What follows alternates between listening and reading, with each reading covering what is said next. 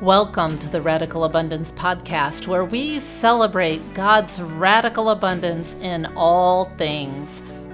Don't forget to hit like and subscribe so you don't miss a single episode.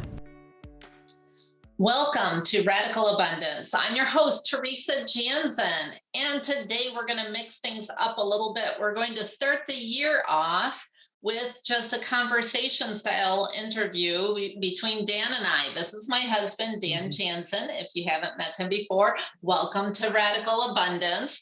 Radical Abundance is actually the ministry of us together, but he often isn't on the podcast. So very excited to start the year off with the two of us together. Now, the whole month of January, we are talking about God's radical abundance of grace. Now, this was my idea because in January, people tend to give themselves a grace or a do-over for the last year, all the things they want to leave behind, and give themselves a lot of grace and move forward with a new positive outlook. So I wanted to start out the year talking about grace, and it caused me really to start thinking about what we do in South Sudan and how grace intersects with the humanitarian world and the work of relief organizations. Now, to be fair, it's not a direct correlation, but this is what has been happening in my mind. So I thought we would just chat about that today. And I looked up the definition of grace, and from a Christian context, grace is usually defined as unmerited favor. And that's what God gives to us as sinners, is his unmerited favor, his grace, that he gives us salvation, which we don't deserve. It's nothing we deserve. We get it because he's given it to us, and it's not something that can be demanded. But when we talk about the humanitarian world and the development world, a lot of times we talk about rights as opposed to grace. And those are two very different things, aren't they? Well, sure. Rights is something that we're going to demand in most contexts, and grace is something that is given to us we don't deserve, and you mentioned that.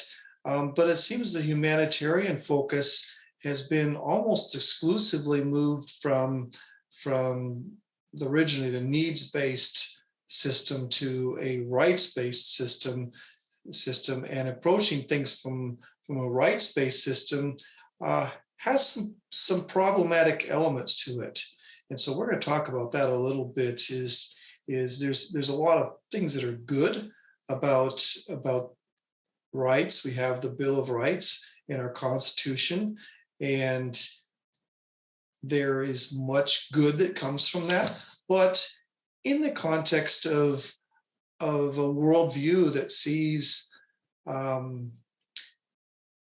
basis for rights being the most important aspect, and we forget about the idea of maximizing our blessing to others, or maximizing our strategic ability to serve one another, to encourage others in developing their gifts and abilities and talents and their education. We really can go down the wrong track with just exclusive focus on rights. And I think we need to talk about that a little bit.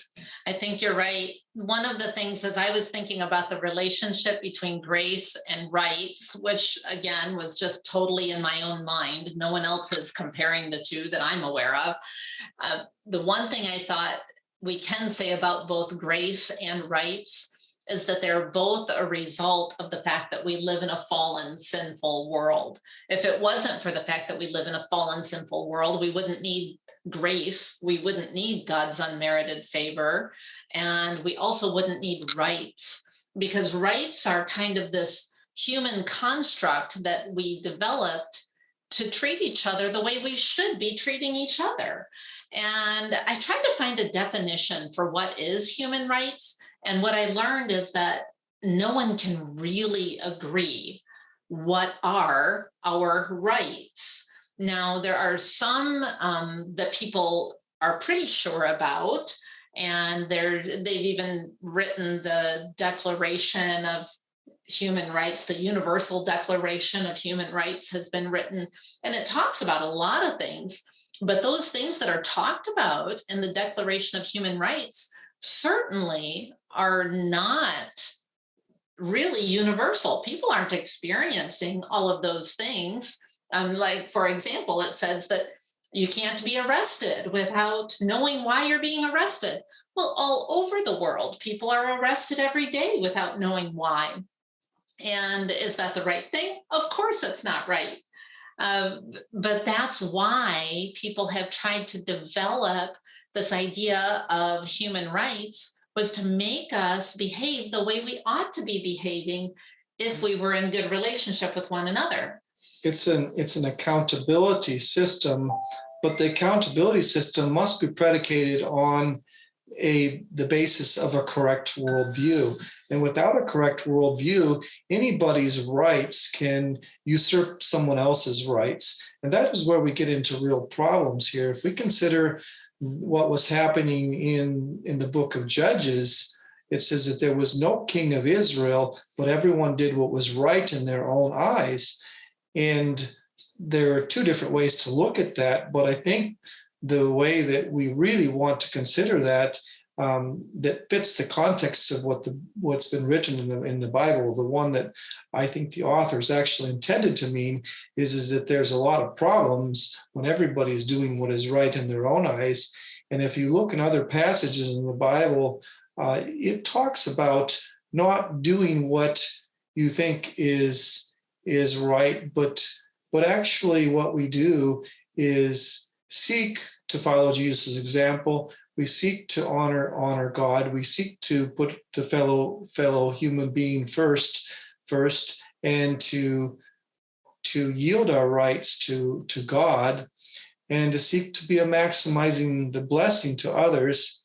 These are the things that I think bring us together and bring us into a Christian worldview where we can maximally focus on blessing one another and serving one another, and recognizing that we're blessed abundantly by God with all kinds of natural resources, human resources that are around us, leadership resources, justice resources.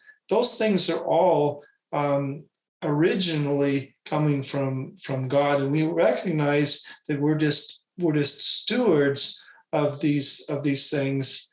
Then we'll maximally bless others. So in that passage in Judges, when it talks about there was no king in Israel, so everyone did what was right in their own eyes, that tells us that one of the roles of government should be to establish a rule of law and a way that is so that people know what is right and what is wrong.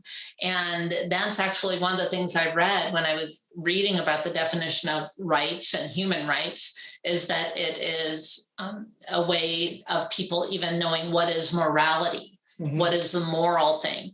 And so it's very hard to define unless you have some baseline for truth. There has to be a plumb line somewhere. For us as Christians, that's the Bible. But if you don't have that as your framework, then you're trying to look at some other context as to which you can establish morality, and then therefore rules and rule of law. Without that, it's very difficult to say. There's no compass. Right. There's no compass to guide us in the right direction, to guide people in the right direction. And I think that's one of the big challenges in developing countries that haven't had an opportunity or haven't taken the opportunity to develop rule of law. But then on the other side, you can have laws, and if those laws aren't enforced, then and enforced fairly and equally, then you have the same challenge. Yes, we have a movement toward postmodernism and relativism. These are not good movements because they undermine any principles or moral compass upon which rights should be based. So then anybody can demand their right and it becomes a selfish free-for-all. This is what we need to avoid. And I don't think the secular systems and the humanitarian systems that are rights-based are really capable of avoiding those kinds of selfish ambition problems or prideful problems. Look at Adam and Eve in the Garden of Eden. They were tempted to usurp their own rights to define what is good and what is evil. And this is the basis of the problem that we are experienced, and the basis of our sin nature is to say that we can shake our fist at God and we can say we get to define what's right and what's wrong. And it just leads to human pride, and it leads to selfish ambition. And it also leads to a prevailing situation of fear and of shame and all these things that come into a culture when it's deviated from the focus on yielding our rights to God and seeking to serve one another and be a blessing to one another. I think that subconsciously, even, not even intentionally, but subconsciously, if I'm trying to determine what is right, I'm naturally going to take my own interests into consideration.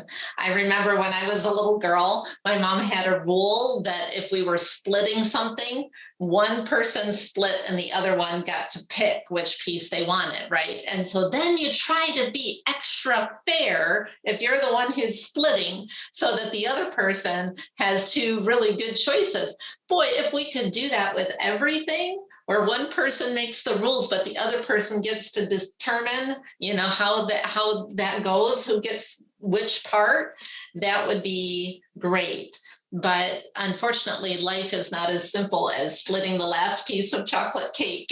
And even in a democratic situation where we have democracy, we don't necessarily find a type of fairness either, because say if the majority wants the resources of the minority who has worked much harder for them, then you have a situation where even a democracy really doesn't work very well due to the selfish ambition of the majority. And so these types of situations, even if you have a situation where you're saying we have a right to education, or we have a right not to be poor, or we have a right to housing, these things don't necessarily capacitate everyone to fulfill that right, because the person who has the most power or authority or is able to assert their might makes right situation and assert their power over someone else, or their corruption or their bribery, they might end up with accumulating more unfairly, and say that they're justified in that because they were able to do that. And so that's a situation where this rights-based system doesn't really work. It breaks down, because when we had the Constitution, which says people have the right to life, liberty, and the pursuit of happiness, it probably comes pretty close to the types of limitations that we should say that people have a right to, because when we start extending it beyond that, then we start to create opportunities for people to usurp their right to take something from somebody else that is not fair or not justified. Yeah.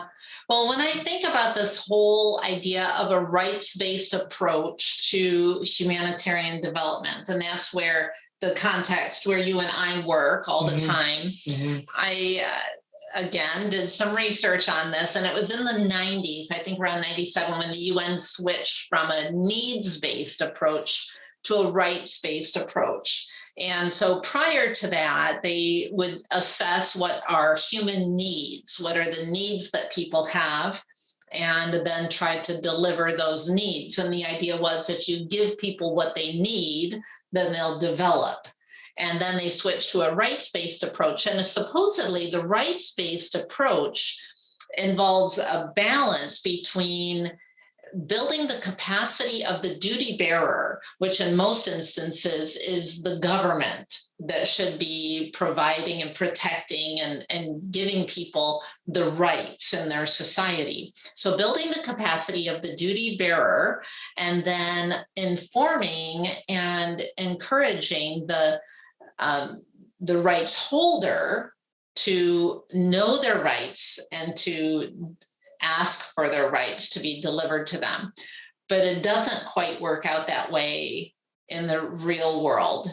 Well, that's because when you have a governance system that is based on or predicated on people taking what position or what power they can, it can not be nearly as effective as, say, if our rights are determined when we do things voluntarily, because forcing people to do things by the government, people try to get away with as much as possible. But when it's drawn out, say, from the church, where the church is encouraging people to do things voluntarily, then people will seek the blessing and the good of others. And I think this whole system of changing over to the government being the duty bearer to provide all of these things really has broken down our society. It's really undermined the progress that we could make, because now people are not voluntarily giving something, but people are demanding that and they feel they are entitled.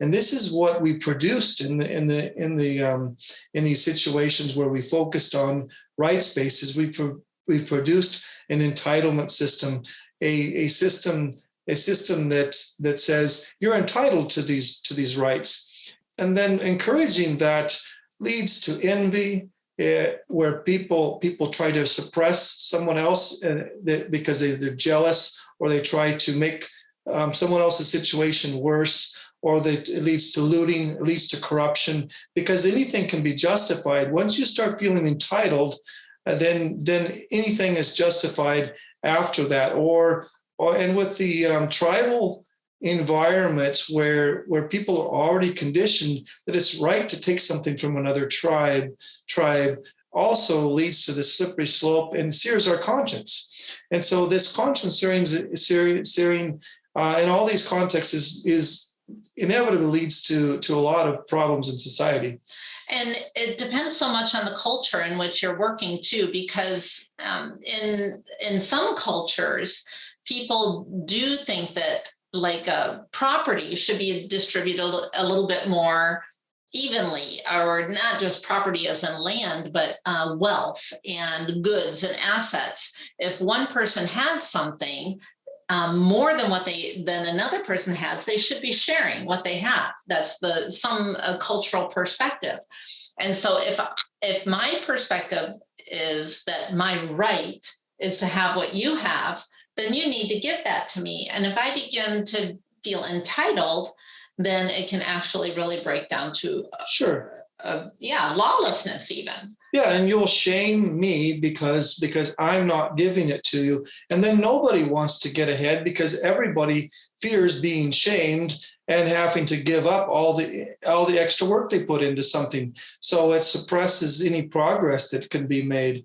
And then you also have a situation where if the tax burden is too high in certain societies, nobody wants to really work extra hard because it's going to be taken away a tax. It's going to be taken away in other ways. And so when you start moving away from voluntarily giving things to other people and start forcing these transfers where someone who has earned it to someone who hasn't earned it, then I think we're becoming entering into a problematic area where society really doesn't progress very, very well. And I think we have to go back to, again, trying to determine what are those rights that people are truly entitled to. Things like life, liberty, the pursuit of happiness. That's always been a bit confusing as to, well, how do we really give someone the right to pursue happiness? Because that can open some big can of worms too. But what I have seen happen in the real context in our environment is that people know they have rights, but they don't know exactly what those rights are. But they do know they have needs. And that's this intersection between the needs-based approach and the rights-based approach. And so I know I don't have enough food for my family per se. And I know I have rights. And so I have a right to have food because that's what I need. And so then people are really confused and they begin demanding things that aren't the rights. And then also the confusion comes in as to whose responsibility is it to fulfill my rights. And so if I'm both confused about the rights I should be having and whose responsibility it is to fulfill my rights, and then I now feel empowered to demand my rights, it can just turn into a big mess.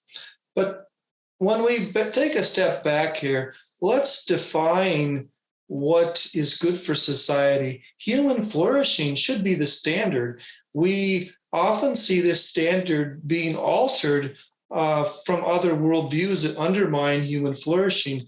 You know, extreme environmentalism, where the creatures are put as it's their right to be dominant in the world, or the pristine nature of the land. All these things, anything can undermine the aspect of human flourishing and the pursuit of happiness, or the pursuit of hope and peace and prosperity and unity in society. All these things can be undermined when there's selfish ambition, or when there's shame-based systems, or where there's a big man system where the big man can do no wrong. We see this commonly in Africa, and there's no accountability there. So we want that accountability. We want advocacy. We want to minimize selfish ambition and shame and fear.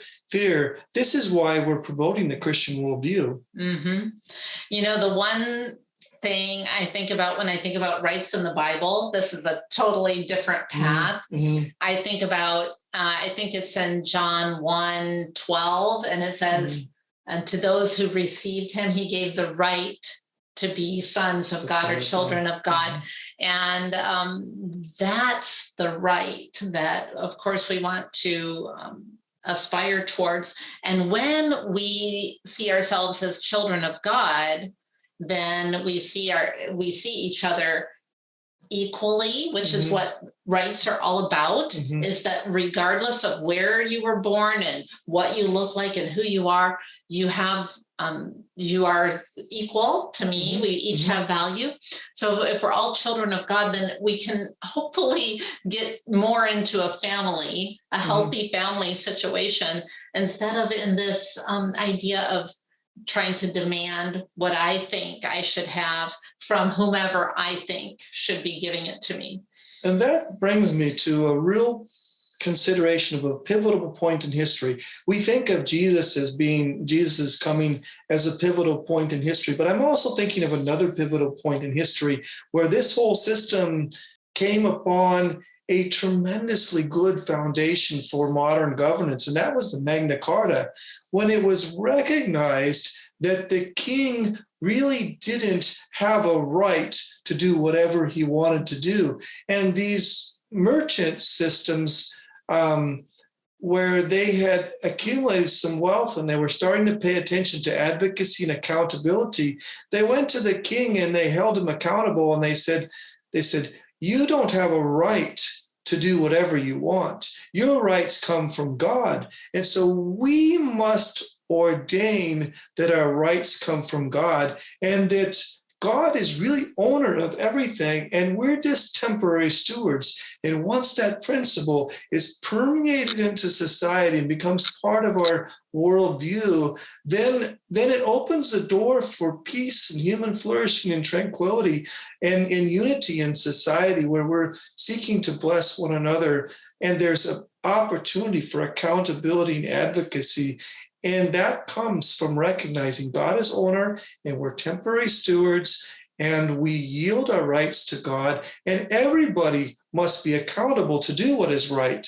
You know, Dan, that reminds me that the other side of rights that we forget to talk about, and I think is key in order to having a just society, is that for all of the rights we have, there are also responsibilities. Oh, great. Yeah, and if we can both receive our rights and give each other rights, but then fulfill the responsibilities that come from having those rights, then we can have a fair and just society. And that even is true of having the right to be called children of God. When we have the right to be called children of God, we have the responsibility of being children of the Most High God. And we're heirs of salvation, exactly. too. And then sharing that with other people. It gets exciting. And the fulfillment of the Great Commission comes from the sweet spot between recognizing that our responsibility is to love God with all of our heart, with all of our soul, with all of our mind, and to love our neighbor as ourselves. And then that is fulfilled when we go out and we teach others to do and follow the example of Jesus, everything that Jesus commanded us and what we learn from God's word, and that serves as our guide. Then this system of proper accountability and human flourishing and rights derived from the yielding ourselves to God, that is where the proper basis and foundation is. And we've come all the way full circle back to that idea of grace. And that's, again, what all of January is about, is God's radical abundance of grace. And do you know, when I was researching about grace, I came upon a terminology that is actually quite common among all religions, but I think is unique also to Christianity, and they call it divine grace. Now, divine grace isn't grace from the divine. That's what grace actually is. But divine grace is the human response to God's grace on us that allows us then to bestow that grace to other people. And they call it divine because it's almost transcends our selfish human nature, where we want to demand our rights. But if instead I can extend grace to others out of the gratitude that comes from having received grace from God. And we can extend it to others too, because when we acknowledge our own sin and our own need for repentance and accountability to God,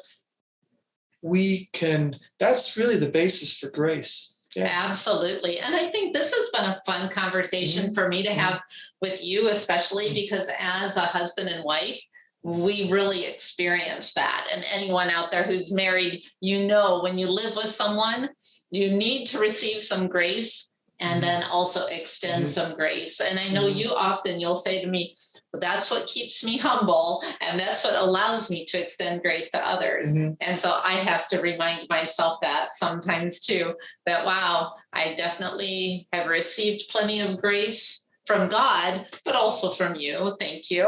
And likewise. Right.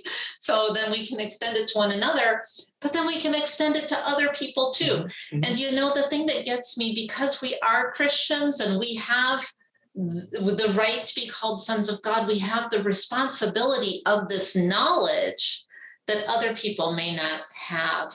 And so even when other people are not responding with grace, as a Christian, it's our responsibility to still extend grace. Well, one of the things that keeps us working in South Sudan in the midst of all of this difficulty and turmoil in the country is the fact that we really need to be in places where be working in places that are the most difficult, because they're the places that are in need of the most grace and the extension of God's love.